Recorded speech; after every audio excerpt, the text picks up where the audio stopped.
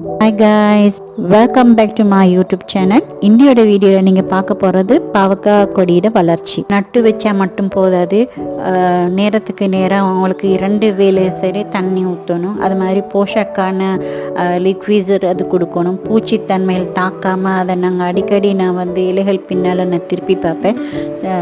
பூச்சி மாவு தாக்குதல் இருக்குதுன்னு அதிகமான பேர் சொல்கிறாங்க.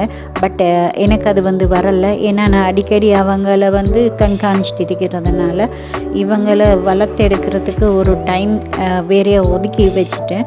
ஸோ வீட்டில் பிள்ளைகள் கூட கரைச்சல் பண்ணுவாங்க, என்னம்மா உங்களோட பிள்ளைகளை மட்டும் நீங்கள் பார்க்குறீங்க, சொந்த பிள்ளையை பார்க்க மாட்டீங்கன்றீங்க அப்படின்னு எல்லாம் சண்டை பிடிப்பாங்க. ஏன்னா பாதி நேரம் இந்த செடிகளோடையே நேரம் போகும். ஸோ அதை நாங்கள் எவ்வளோ கண்காணித்து வருகிறோமோ அவ்வளோ அதோட வளர்ச்சிகள் எங்களுக்கு பெற்றுக்கொள்ளையிலும். ஸோ நீங்களும் இந்த மாதிரி செடிகள் வளர்க்குறேன்டா இதை மாதிரி கண்காணித்து வளர்த்துங்க.